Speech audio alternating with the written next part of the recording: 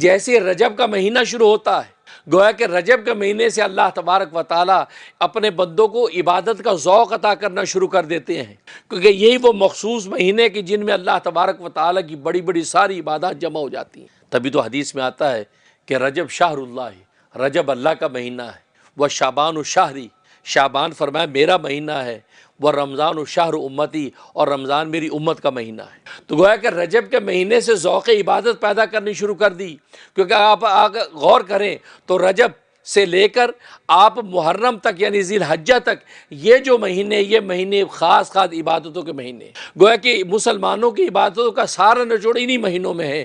رجب کا مہینہ ہے، شعبان کا مہینہ ہے، رمضان کا مہینہ ہے، پھر شوال کے مہینے سے ایام حج شروع ہو گئے، حج کے مہینے شروع ہو گئے، پھر شوال کا مہینہ ہے، ذی القعدہ کا مہینہ اور ذی الحجہ کا مہینہ، ذی الحجہ میں حج مکمل ہوا، اب محرم کے مہینے سے نیا سال شروع ہو جاتا ہے۔ تو گویا کہ دیکھو رجب سے لے کے ذی الحجہ تک یہ وہ مہینے، یہ وہ پاکیزہ نورانی مہینے ہیں کہ جن میں اللہ تبارک و تعالیٰ کی خاص عبادات اور خاص لطف و کرم ہے کہ اگر آپ یہ نیکی کر لو گے تو یہ عطا کر دیا جائے گا، یہ اس رات کے اندر جاگ جاؤ تو یہ نواز دیا جائے گا۔ تو گویا کہ یہ وہ مہینے عبادتوں کے مہینے شروع ہو گئے۔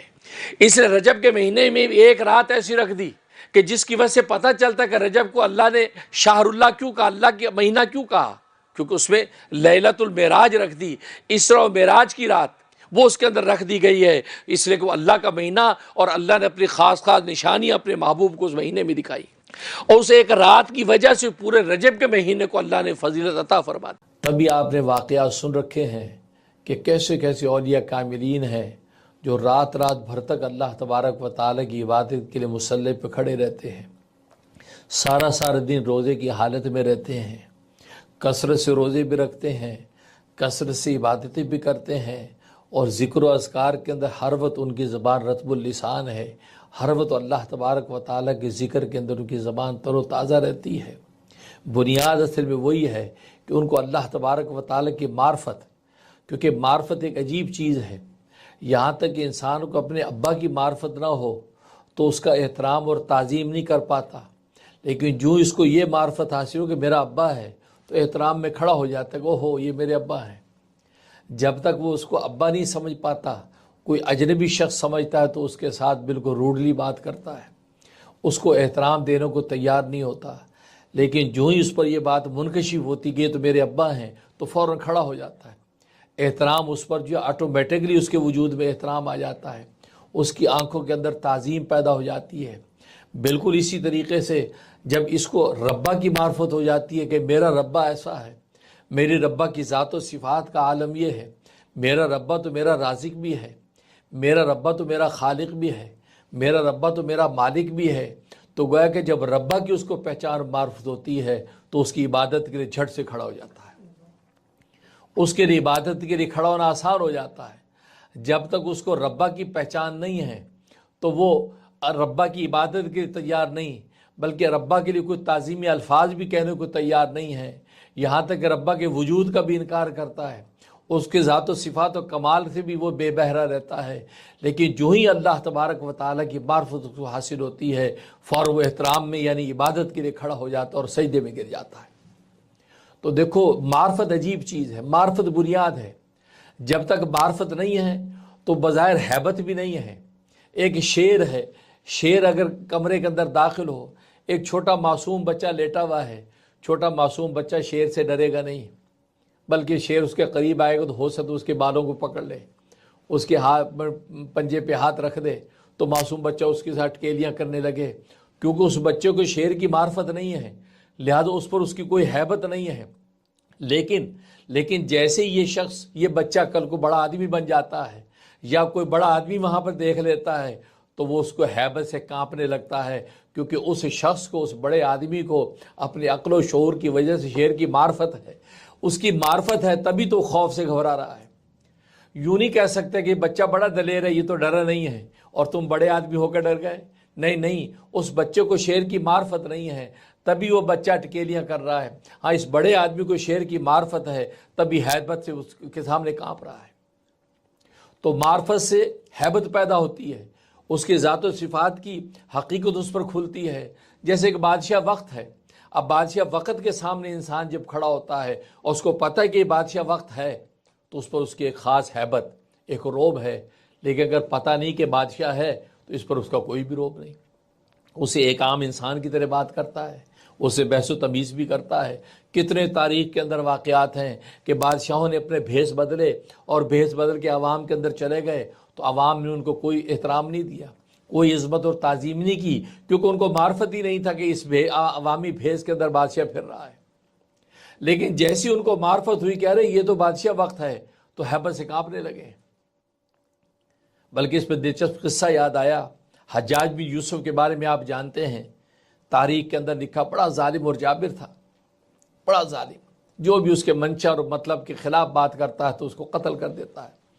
لہٰذا اس کے جو وہ ہاتھ جو بڑے بڑے تابعین کے جو وہ قتل سے بھی رنگے ہوئے ہیں، بڑا ظالم. ایک مرتبہ ایک سفر میں ہے، ایک کاشتکار بیٹھا تھا، بڑے میاں بوڑھے بیٹھے ہیں، تو ان کے پاس گیا اور جا کے کہنے لگا کہ مجھے پانی پلاؤ. انہوں نے کہا بھی پانی وانی یہاں میرے پاس نہیں، میں خود جنگل میں بیٹھا ہوں، کاشتکاری کر رہا ہوں. تو اسے سر جھکائی یہ بات کر دی. تو حجاج بن یوسف نے غصے میں کہا کہ تو نے مجھے پہچانا میں کون ہوں؟ تم جانتے ہو مجھے میں کون ہوں؟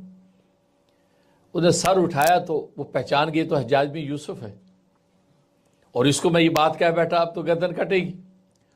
وہ بڑے میں بھی بڑے ہوشیار تھے، جھٹ سے کہنے لگا آپ جانتے ہیں مجھے میں کون ہوں؟ حجاج بن یوسف بڑا حیران ہوا کہ ہے یہ کون سا اتنی جرأت والا. کہا تو کون ہے؟ کہا کہ ساری دنیا مجھے جانتی ہے، میں وہ ہوں جو مہینے میں ایک دفعہ پاگل ہو جاتا ہوں، اور آج میرے پاگل ہونے کا دن ہے، اور پاگل پن میں بہت کچھ بکتا رہتا ہوں، تو آج میرا وہ دن ہے. تو وہ حجاج بھی اس کی ہنسی چھوٹ گئی، ہنس پڑا. سمجھ تو گیا کہ بھئی اس نے بچے کی راہ نکالی ہے اور لہذا وہاں سے چلا گیا. تو کہنے کا مقصد جو معرفت نہیں ہے تو وہ منہ نہیں لگا رہا ہے، جیسے معرفت ہوئی تو کانپ اٹھا، لیکن دیکھ ہوشیار تھا، اندر اندر اپنے آپ کو سنبھال لیا اور جھٹ سے اسے بات بنا دی. تو مجھے جانتے میں کون ہوں؟ وہی بات ہے کہ جی میں جو کہتے تم جانتے ہو مجھے میں کون ہوں؟ کہ تو کون ہے؟ کہتا میں بیمار ہوں. تو وہی والی بات ہے. تو اس نے بھی اس طریقے سے اپنی جان چھڑائی. لیکن بات یہ ہے کہ معرفت جیسی حاصل ہوتی ہے ہیبت طاری ہوتی ہے، اور معرفت جیسے حاصل ہوتی ہے تو رویے بدل جاتے ہیں. چنانچہ ہارون رشید بادشاہ کا قصہ لکھا ہے، ایک بار جنگل میں گیا، راستہ بھٹک گیا، ادھر ادھر گیا، دیکھا تو ایک جھونپڑا ہے.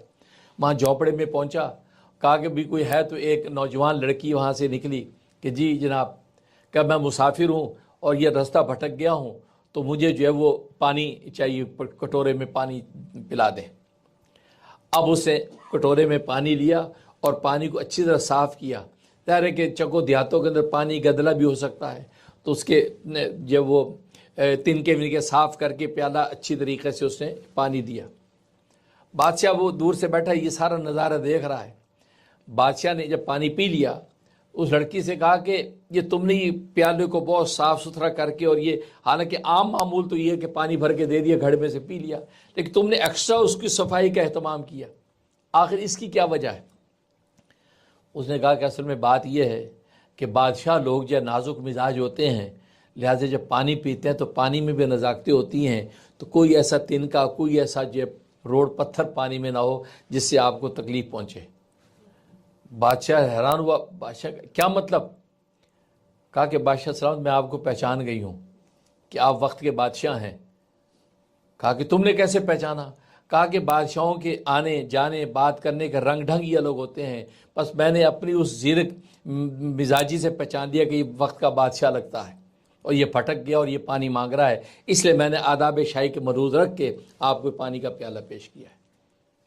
بادشاہ اتنا خوش ہوا، اتنا امپریس ہوا، جب چلا گیا اپنے محل میں، اس کے بعد اس لڑکی سے شادی کر لی، اس کو پیغام نکاح دے دیا اور اس کو اپنے محل کے اندر سجایا. اس پر امام رومی رحمۃ اللہ لکھتے ہیں کہ بھئی دیکھو معرفت کتنی بڑی چیز ہے.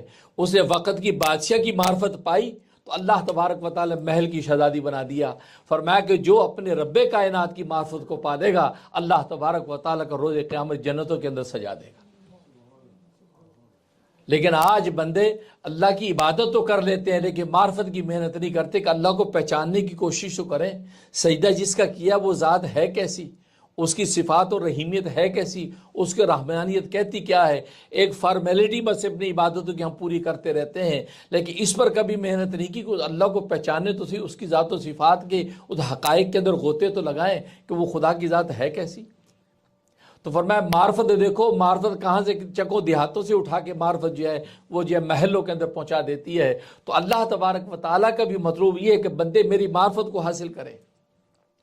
تبھی عبداللہ بن عباس رضی اللہ تعالیٰ عنہ فرماتے ہیں کہ وما خلقت الجن والانس الا لیعبدون، جو آیت ہے کہ جس میں اللہ تبارک و تعالیٰ فرماتے ہیں کہ میں نے جنوں اور انسانوں کی تخلیق اپنی عبادت کے لیے کی ہے۔ تو لیعبدون کی تفسیر کرتے ہیں لیعرفون، یعنی اپنی معرفت کے لیے کی ہے۔ فرماتے ہیں کہ میں نے جنوں اور انسانوں کی تخلیق اپنی معرفت کے لیے کی ہے، میں نے ان کو اس لیے پیدا کیا وہ تاکہ مجھے پہچانیں، اور ظاہر ہے جب معرفت اللہ تبارک و تعالیٰ کی حاصل ہوگی تو عبادت جو اس کا لازمی نتیجہ ہوگا، لازمی عبادت کے لیے جھک جائیں گے۔ اس لیے فرمایا کہ لیعبدون سے مراد لیعرفون، اللہ کی معرفت، اللہ کو پہچانیں۔ اور انبیاء کرام علیہ الصلوۃ والسلام جب دنیا میں آتے ہیں وہ اصل میں اپنے امتیوں کو، اپنی قوموں کو اللہ کی معرفت، اس کی پہچان کراتے ہیں کہ اللہ تبارک و تعالیٰ کی ذات ہے کیسی۔ چنانچہ خود سرکار دو عالم صلی اللہ علیہ وسلم نے بھی صحابہ کرام رضوان اللہ علیہم اجمعین کو ایسی معرفت دلائی، ایک نظر پڑی اور معرفت کی سارے منازل صحابہ طے کر گئے، اور گویا کہ وہ اپنے ایمان کی آنکھ سے اور دل کی آنکھ سے شب و روز اپنے اللہ کو دیکھتے ہیں، اللہ کی ذات و صفات اور کمالات ان کے سامنے نظر آتے ہیں، لہذا وہ لمحہ بلمحہ اللہ کے سامنے جھکتے نظر آتے ہیں۔ تنہائیوں میں بھی ان پر پہرے لگ جاتے ہیں، تنہائیوں میں بھی پہرے لگ جاتے ہیں، جلوت و خلوتوں میں بھی اللہ تبارک و تعالیٰ کے استعداد رہتا ہے۔ چنانچہ لکھا ہے حضرت عمر فاروق رضی اللہ تعالیٰ عنہ امیر المومنین تھے، ایک مرتبہ جنگل میں کے نکلے تو راستہ بھٹک گئے، تو دیکھا ایک چرواہ بکریاں چرا رہا ہے، تو اس کے پاس گئے، کہا کہ بھائی میں مسافر ہوں اور جو ہے وہ راستہ بھٹک گیا ہوں، مجھے جو ہے وہ بکری کا دودھ ہی پلا دو۔ انہوں نے کہا بھائی میں تو غلام ہوں، چروایا ہوں، ان بکریوں کا مالک نہیں ہوں، لہٰذا میں دودھ آپ کو کیسے پلا سکتا ہوں؟ کہا کہ بھی مجھ سے رقم لے لو، پیسے لے لو، پیسے لے کے مجھے دودھ دے دو۔ کہا کہ میں مالک جب نہیں ہوں تو بیچنے کے اختیار مجھے کیسے، میں تمہیں بیچ بھی نہیں سکتا۔ حضرت عمر رضی اللہ سوچا کہ بندہ تقوی والا رکھتا ہے، اور حضرت عمر کی تو شان الگ تھی، اور سوچا ذرا تھوڑا اور اس کا جانچ اور ٹیسٹ لیتے ہیں کہ کتنا یہ اپنے کام میں گہرا۔ کہا کہ بات سنو، پوری ایک بکری مجھے بیچ دو، میں منہ مانگے تمہیں اس کو پیسے دیتا ہوں یہ بکری کے، اور بکری مجھے بیچ دو، جب میں خرید لوں گا مالک ہو جاؤں گا، اس کا ذبح کر کے گوشت بھی کھاؤں گا، اس کا دودھ بھی پی لوں گا، اور تمہیں پیسوں کا نفع ہو جائے گا۔ اور بکریاں عام طور پہ جنگلوں کے اندر بھیڑیے ایک آدھ اٹھا کے لے ہی جاتے ہیں، تو مالک کو جا کے کہہ دینا کوئی ایک بکری بھیڑیا اٹھا کے لے گیا، تو تم پہ کوئی بلیم بھی نہیں آئے گا، الزام بھی نہیں آئے گا، اور تمہارا بھی کام ہو جائے گا، میرا بھی ہو جائے گا۔ اب یہ ٹیسٹ لیا جا رہا ہے گویا کہ اب وہ دیہاتی چرواہ جنگل میں پھر رہا ہے، فرمایا کہ یا حاذا فَأَيْنَ اللہ، ارے میاں کیا بات کرتے ہو، پھر اللہ کہاں ہے؟ یا حاذا، اے میاں پھر اللہ کہاں ہے؟ اگر ہم یہ ساری آپس میں چور بازاری کر لیں اور ہم مالک کو پتہ نہ لگے تو مالک کو تو بھلے پتہ نہ لگے گا، لیکن مالک کو تو پتہ لگے گا۔ اس کا جواب کیا ہے؟ حضرت عمر نے ماتھا چوم لیا کہ واقعی صحیح، اور اس کو انعام دیا۔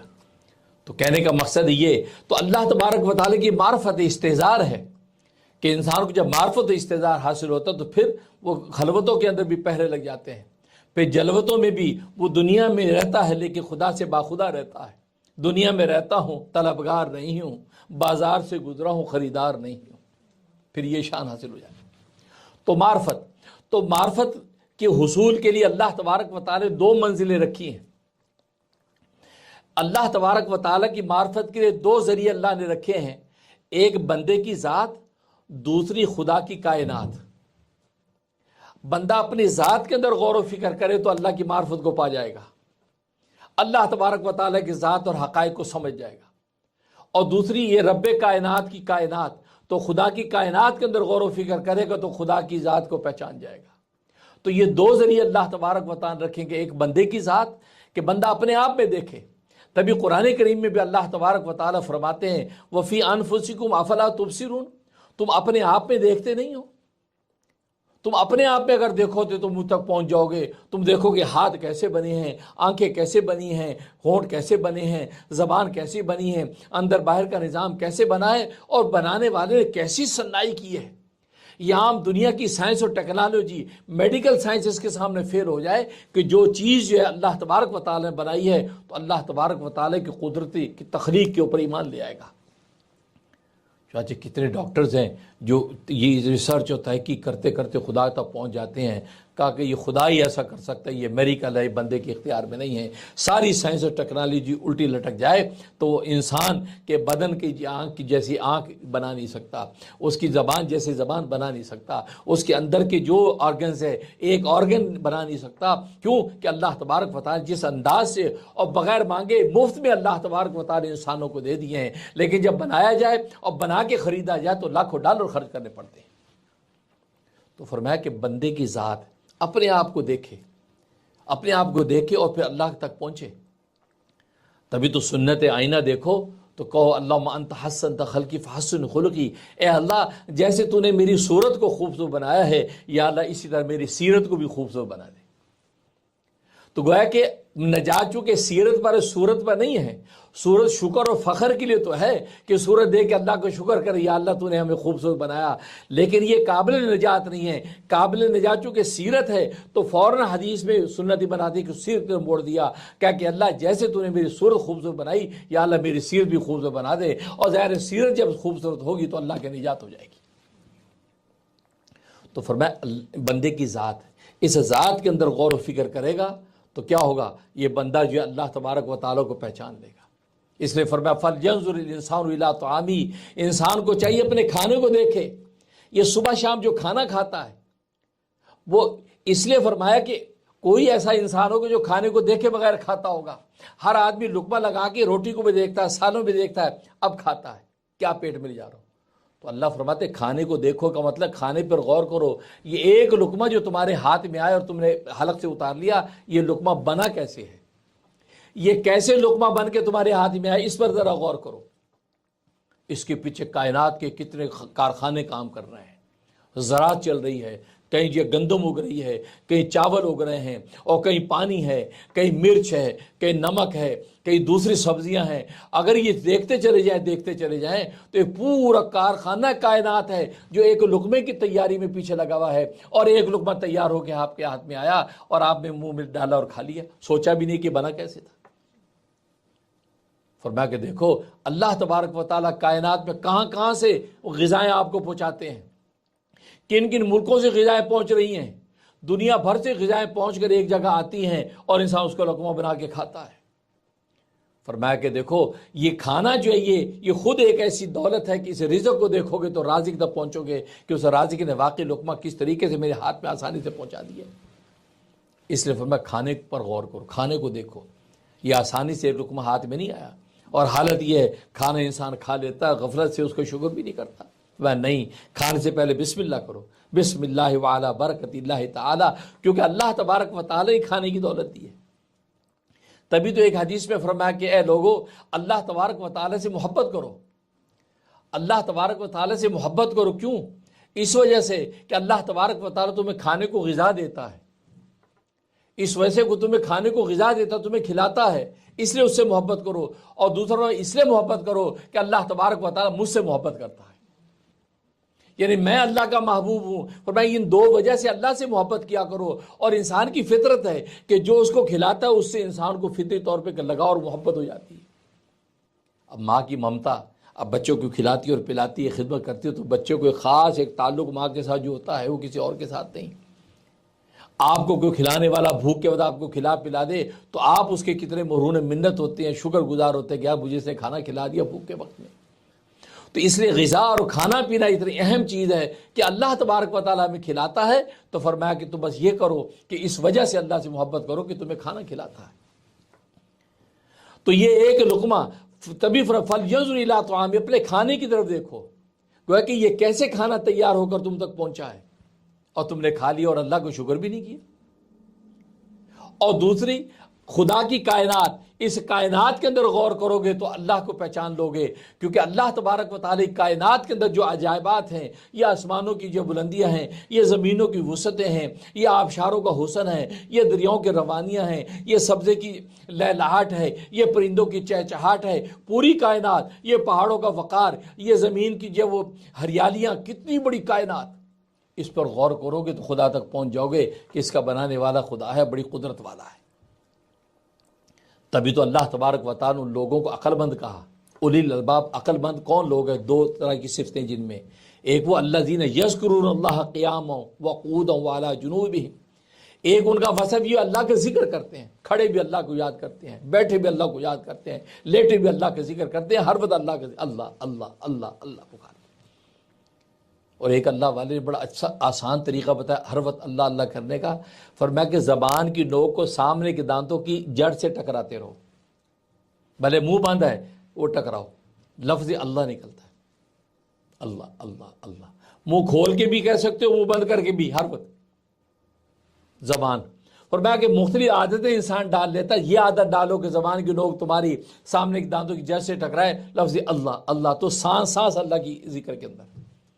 تو فرمایا کہ یہ ذکر کرتے ہیں ایک بس، دوسرا وَيَتَفَكَّرُونَ فِي خَلْقِ السَّمَاوَاتِ وَالْأَرْضِ، یہ آسمان و زمین کی تخلیق پہ غور کرتے ہیں کہ یہ اللہ نے کیسی بنائی، کتنا بلند آسمان بنایا، کیسی وسیع زمین بنائی، کیسے سبزے اگائے، کیا اللہ تبارک و تعالی قدرتیں ہیں۔ تو اللہ تبارک و تعالی کائنات میں غور کرتے ہیں، اور غور کرتے تو بے حال ہو کے پکار اٹھتے ہیں، ربنا ما خلقت ھذا باطلا، اے اللہ تو نے کائنات بیکار نہیں بنائی، یہ تو نے جو اتنی بڑی کائنات میں ایسے بیکار بنا دی، نہیں کوئی مقصد ہے، اور مقصد وہی ہے کہ اللہ تبارک و تعالی کی معرفت، جب معرفت حاصل ہوگی تو عبادت آسان ہو جائے گی۔ یہ آسمانوں کی وسعتوں کو انسان دیکھے اور کہے کہ یہ بغیر ستونوں کے اتنا بڑا آسمان، اور نہ صرف ایک بلکہ سات آسمان بنا دیے، اور اتنی گہری زمین اور 7 زمینیں بنا دیے۔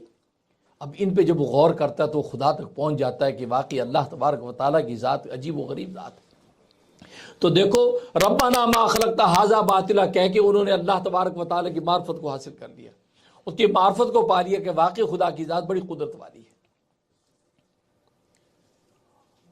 اور فرمایا کہ یہ کچھ بیکار پیدا نہیں کیا اللہ نے، کوئی چیز بیکار پیدا نہیں کی۔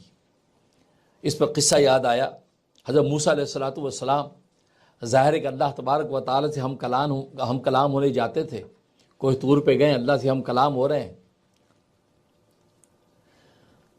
اور اس شجرے کے نیچے کھڑے ہیں، بات کر رہے ہیں، تو اس درخت کے اوپر ایک چھپکلی ہے، اس چھپکلی نے پیشاب کیا، جیسے پیشاب کیا تو آپ کے کپڑوں پہ پیشاب گرا، آپ کو بڑی کراہت ہوئی، وہ غصے سے چھپکلی کو دیکھا۔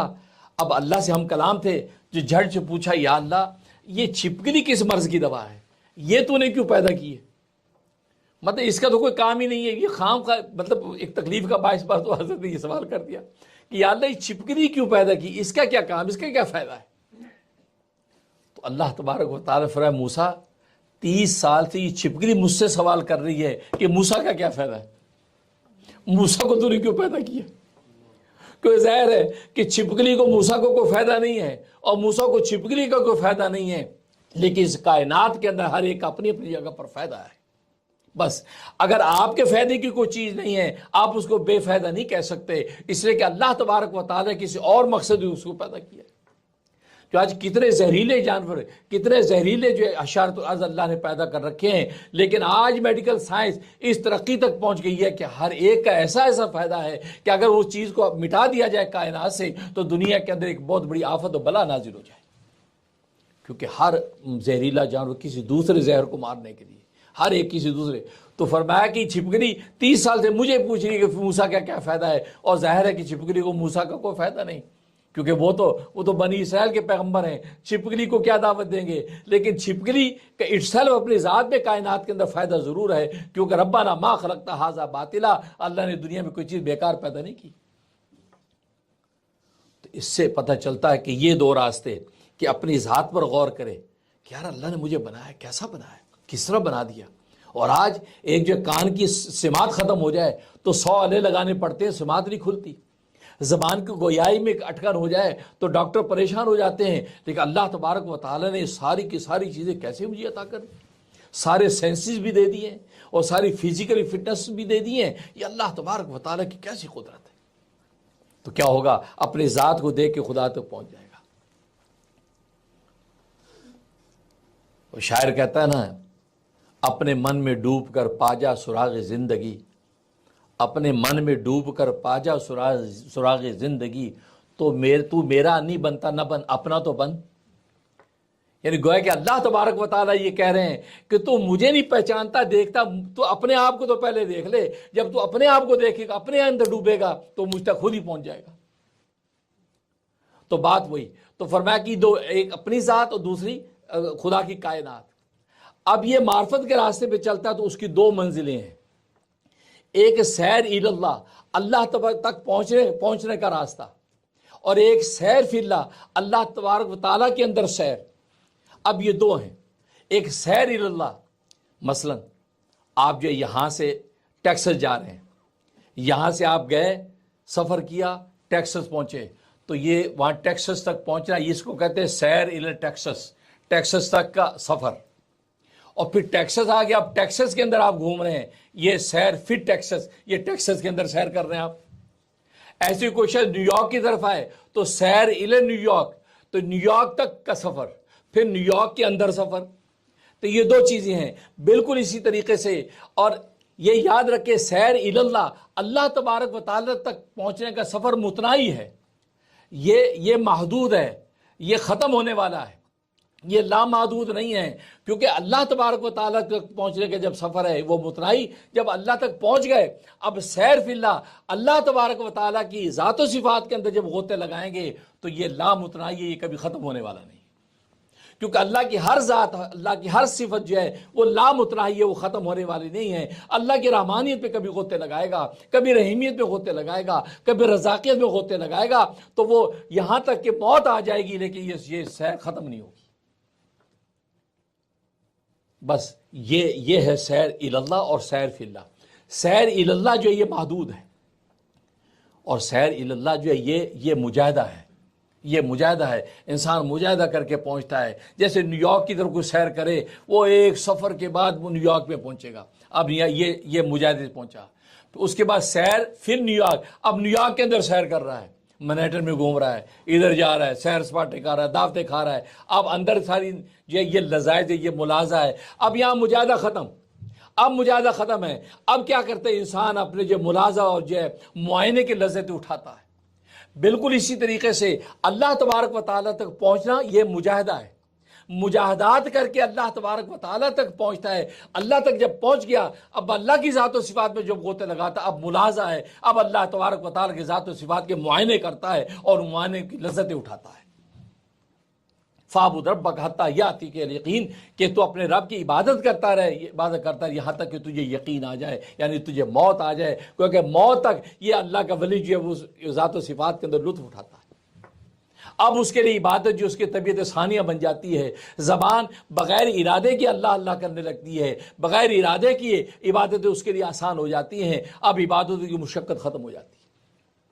لیکن سیر الی اللہ یہ مجاہدہ، اور مجاہدے چار چیزوں کے ہوتے ہیں، ایک قلت طعام، دوسرا قلت منام، تیسرا قلت کلام، اور چوتھا قلت اختلاط مال انام۔ یہ چار چیزوں کا مجاہدہ، کم کھانا، کم سونا، کم بات کرنا، اور لوگوں سے کم ملنا، یہ چار مجاہدے ہیں۔ ان چار مجاہدات کو جب انسان اپنی طبیعت ثانیہ بنا لیتا ہے تو پھر نتیجہ یہ کہ اللہ تبارک و تعالیٰ کی ذات تک پہنچ جاتا ہے۔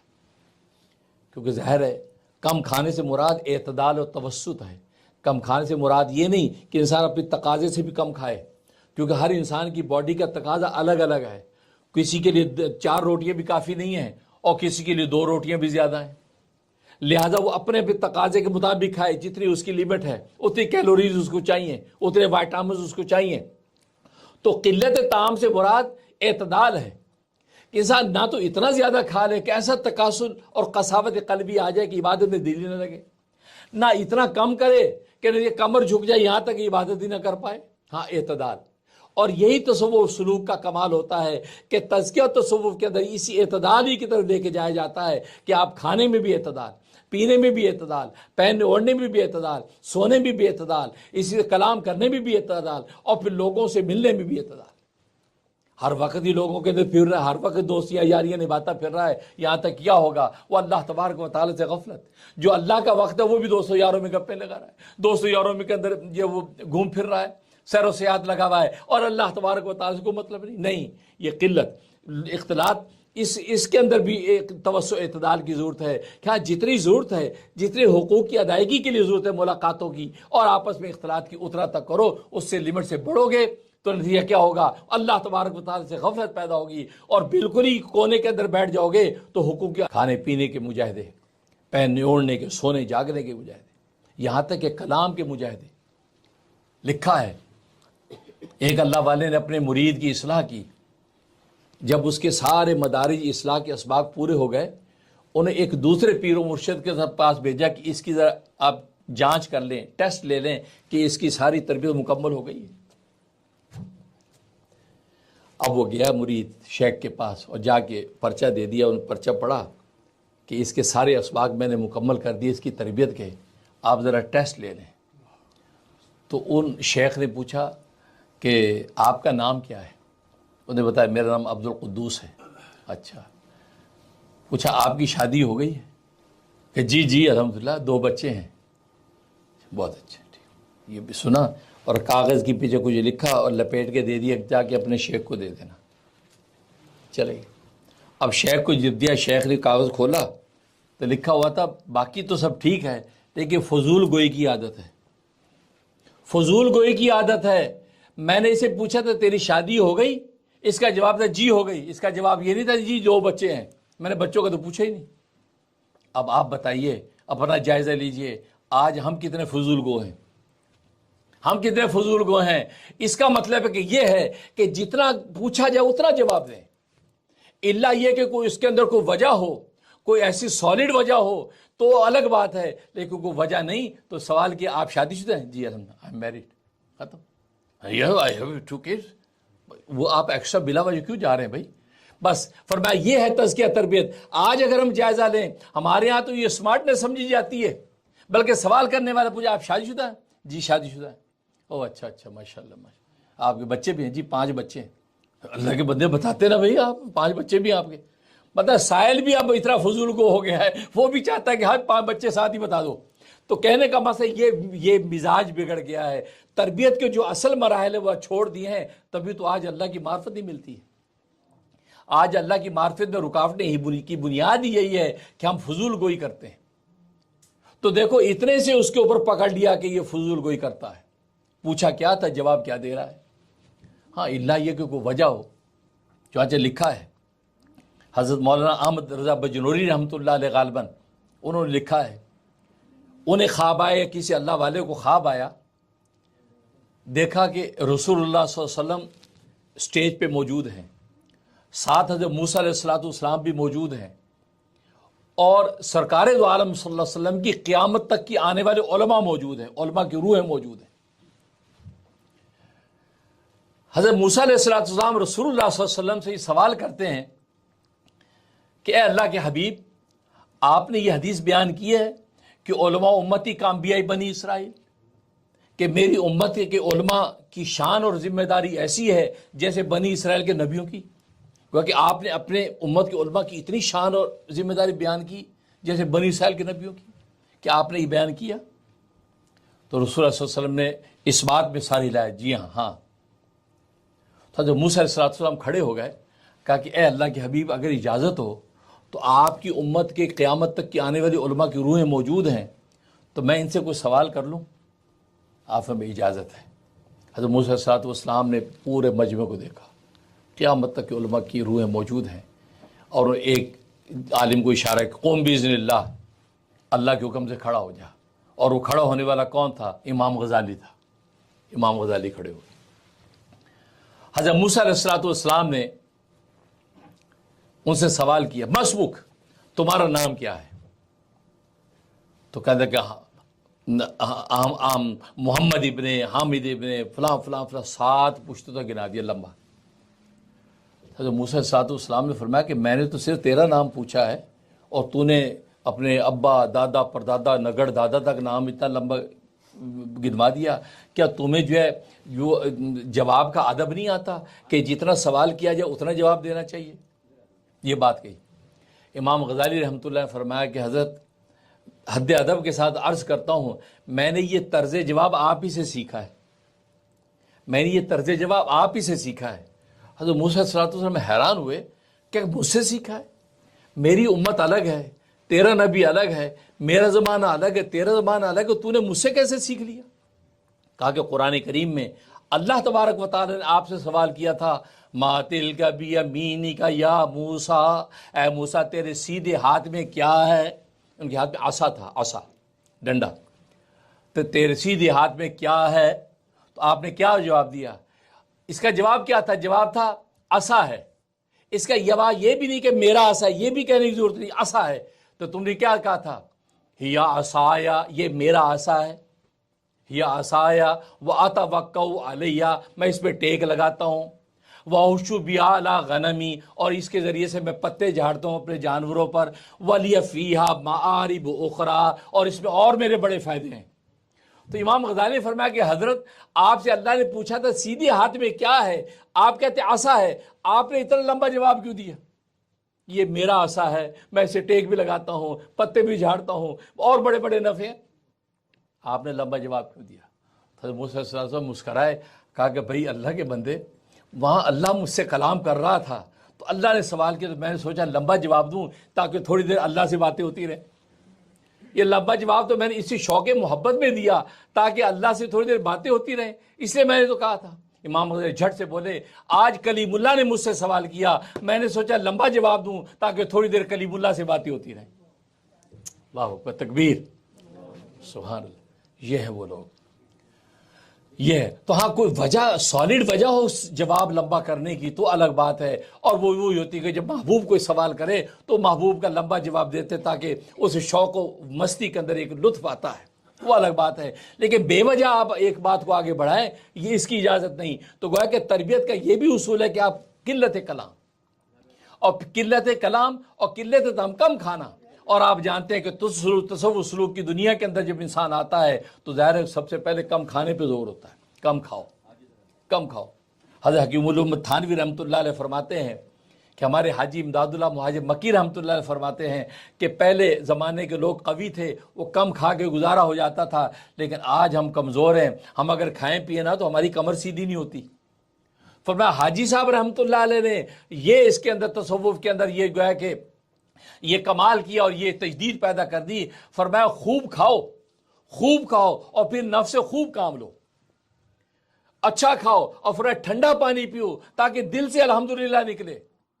کیونکہ ٹھنڈا پانی اگر نہیں گرم پانی پی رہے ہیں تو الحمدللہ تو زبان سے بولے گا لیکن دل شریک نہیں ہوگا. ٹھنڈا پانی پیو تاکہ دل سے الحمدللہ نکلے، اور خوب کھاؤ لیکن نفس سے خوب کام لو.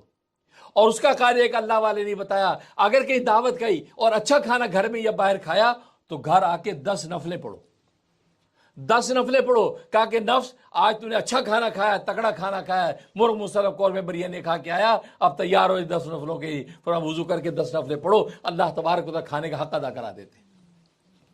یا کم سے کم بیٹھ کے 2000 مرتبہ لا الہ الا اللہ کا کلمہ پڑھو، 2000 مرتبہ. کیونکہ حدیث میں آتا ہے لوگوں تم اپنے کھانے کو اللہ کے ذکر سے یا نماز سے ہضم کرو، کیونکہ ہضم کرنے کا سب سے آسان طریقہ نماز بھی ہے. آپ 10 نفلوں کے لیے کھڑے ہو جائیں، جتنے بھی کھانا کھایا ہو آپ کا کھانا ہضم ہو جائے گا. اور یہ تجربہ آپ تراویح میں کرتے ہیں نا، اب تراویح سے پہلے ہم ناک تک نال بھر لیتے ہیں اور اسی خوف میں کھاتے ہیں اور اسی حسرت میں کھاتے ہیں جی ناشتہ پہلے کریں پھر دوپہر کا بھی کھائیں پھر شام کا ٹائم ہو ہی گیا، 3 ٹائم کا کھانا افطاری میں پورا کرتے ہیں، کھاتے ہیں نا. اور دہی بڑے کہاں تک، وہ کہا کسی اللہ والے نے کہ دہی بڑے ناک تک کھاتے ہیں. جب اللہ اکبر کر کے سجدے میں جاتے ہیں تو جناب کہتے ہیں اللہ بڑا ہے، اندر سے آواز آتی دہی بڑا ہے. تو دہی بڑا ہے تو دہی بڑے اتنے کھاتے ہیں، اور جو وہ کہتے ہیں سوم سے پکوڑے. لیکن آپ 20 تراویح پڑھ کے کتنا ہلکا محسوس کرتے ہیں، اور گھر میں آ کے کہتے ہیں کوئی کھانے کو ہے. وہ الگ بات ہے، گھر والی چمٹا اٹھا لیتی ہے کہ سارا دن عصر سے لے کے مغرب تک تمہاری افطاری بنا کے جان ہلکان ہو گئے، پھر مانگ رہا ہے. تو جن شہروں میں گھومنے کا رواج ہے، کراچی وغیرہ کے اندر دیکھیں، وہ تراویاں پڑھ کے وہ پھر کوئی بادرآباد جا کے چکن ٹکے کھا رہا ہے، کوئی جناب بنس روڈ پہ گھوم رہا ہے، تو مطلب بھوک لگ گئی تو 20 تراویح کا سب ہضم. تبھی تو حدیث میں فرمایا کہ لوگوں کھانے سے اپنے اور نماز سے اپنے کھانے کو ہضم کرو، اور ایک روایت فرمایا ذکر سے ہضم کرو. اور یہ آپ تجربہ کریں، آپ نے جتنا بھاری کھانا ہے کھایا ہو، آپ 2000 مرتبہ لا الہ الا اللہ کا کلمہ پڑھیں، لا الہ الا اللہ محمد رسول اللہ، لا الہ الا اللہ محمد، 2000 آپ بیٹھ کے ذکر کریں، آپ اس کے بعد محسوس کریں کہ یار ہلکا ہو گیا، کھانا ہضم ہو گیا. تو نبی نے کھانا ہضم کرنے کا راستہ بتا دیا کہ نتیجہ کیا ہوگا، آپ کو طبی فائدہ بھی پہنچا، لیکن اللہ کے ذکر زبان بھی آپ کی تازہ ہوئی. تو اللہ سے دعا ہے کہ اللہ تبارک و تعالیٰ ان مجاہدات کے ذریعے سے انسان جب آگے بڑھتا ہے تو اللہ تبارک و تعالیٰ کی معرفت آسان ہو جاتی ہے، اس کو پتہ چل جاتا ہے کہ واقعی اللہ کی ذات، اس کی رحیمیت کیا چیز ہے. اور یہ سب سے بڑی چیز ہے، ایک سیر اللہ. اور میں نے بتایا سیر اللہ، اللہ تک پہنچنا یہ مجاہدہ ہے، اور یہ ان 4 مجاہدوں کے ذریعے سے اللہ تک پہنچتا ہے. جب اللہ تک پہنچ گیا، اب اللہ کی ذات و صفات کے اندر غوطے لگاتا ہے اور اس کے ملاحظہ کرتا ہے. پہلے مجاہدہ، اب ملاحظہ ہے، اب ملاحظہ معائنے کے لطف اٹھاتا ہے، اور وہ مراقبوں کے اندر بیٹھ کے بھی خدا کی ذات کے ساتھ وہ لطف اور انس حاصل کرتا ہے کہ جو اس کائنات میں اس کو ملتی نہیں ہے. اس لیے تو اللہ والے تنہائیوں کو پسند کرتے ہیں اور راتوں کا انتظار کرتے کہ رات کب آئے گی جب تنہائی میں اللہ کو پکاریں گے. جیسے کہ اللہ والے بیٹھے تھے اکیلے، ایک صاحب آئے کہ جی آپ اکیلے بیٹھے ہیں، میں آپ کو کمپنی دے دوں. کہا کہ بھائی آپ نے آپ کو کس نے کہا میں اکیلا بیٹھا ہوں؟ نہیں، آپ اکیلے ہیں نا. اکیلا نہیں ہوں، میرے دونوں کندھوں پہ کرامن کاتبین ہیں، سیدھے کندھے پہ نیکیاں لکھنے والا، الٹے کندھے پہ گناہ لکھنے والا، اور تیسرا خود اللہ تبارک و تعالیٰ شاہ رگ سے قریب میرے ساتھ ہے، چوتھا میں، ہم 4 لوگ بیٹھے ہیں، ہم مجلس سے سجا کے بیٹھے اور آپ کہتے ہیں میں اکیلا ہوں. دیکھو پھر وہ شان حاصل ہوتی ہے، پھر تنہائی میں انسان کو مزہ آتا ہے، لوگوں کے اختلاط سے چڑھتا ہے کہ یار دور ہو جاؤ، کیونکہ میں اللہ تبارک و تعالیٰ کی ذات و صفات میں ملاحظے کر رہا ہوں اور اس کی ذات و رحیمیت کے اندر غوطے لگا رہا ہوں. تو پھر کوئی لونلی نیس کا شکایت نہیں ہوگی کہ جی میں اکیلا، تنہائی ہو گئی. نہیں، کوئی تنہائی نہیں ہے، بندہ کبھی تنہا نہیں ہو سکتا. ہر وقت 2 فرشتے اور اللہ تبارک و تعالیٰ کی ذات آپ کے ساتھ ہے. اللہ سے دعا ہے کہ اللہ تبارک و تعالیٰ اس معرفت کو حاصل کرنے کی توفیق نصیب فرمائے. آمین یا رب العالمین.